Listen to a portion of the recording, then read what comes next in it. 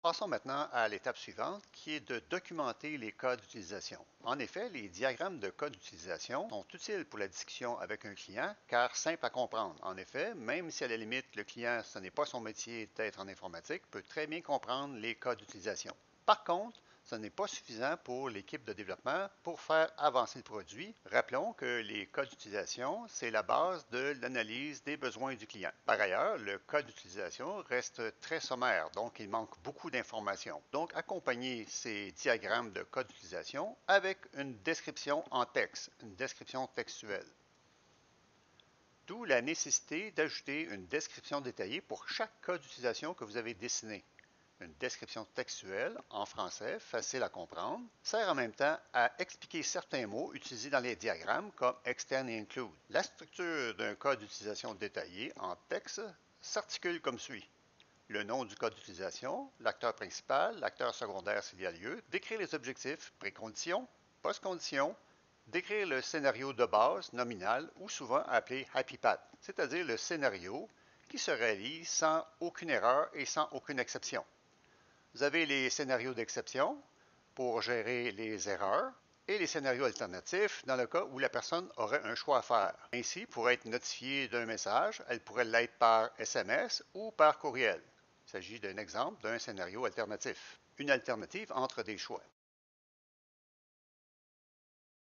Le lien entre le diagramme et le texte, vous avez dans votre diagramme de cas d'utilisation, le cas d'utilisation renseigner une demande d'information. Renseigner une demande d'information correspond à une description textuelle complète. Dans le scénario principal, nous détaillerons donc pas à pas les étapes à réaliser pour renseigner une demande d'information. Et dans la description textuelle, nous ajouterons les scénarios d'exception. Comment réagir si la personne n'indique pas son nom dans la zone non. Et pour finir, avec les scénarios alternatifs, dans lesquels la personne a à faire un choix entre différentes options possibles pour réaliser sa demande. Un autre outil qu'on peut utiliser pour réfléchir sur la réalisation du système, les diagrammes de séquence. On voit ici différents cas d'utilisation qui sont mis en branle. Ici, on a le cas d'utilisation envoyer une demande qui envoie une demande quelconque au site du café. Dans notre cas, la section Contactez-nous. Ensuite, le site du café réalise le cas d'utilisation confirmation. Il envoie au visiteur un message qui confirme la réception de sa demande. Aussi, le site du café réalise un autre cas d'utilisation notifié qui est d'informer le commis qu'une nouvelle demande est maintenant entrée. On ne détaille pas évidemment les étapes du scénario car ceci est fait dans la description textuelle.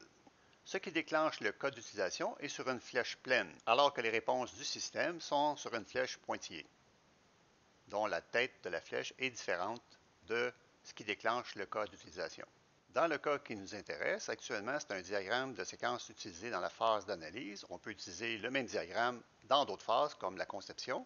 Puisqu'on est dans la phase d'analyse, le diagramme reste très sommaire et se limite au cas d'utilisation qu'on a détaillé auparavant. Le diagramme de séquence nous permet de voir comment les cas d'utilisation s'articulent entre eux. On a le cas d'utilisation envoyé demande, confirmation et notifié.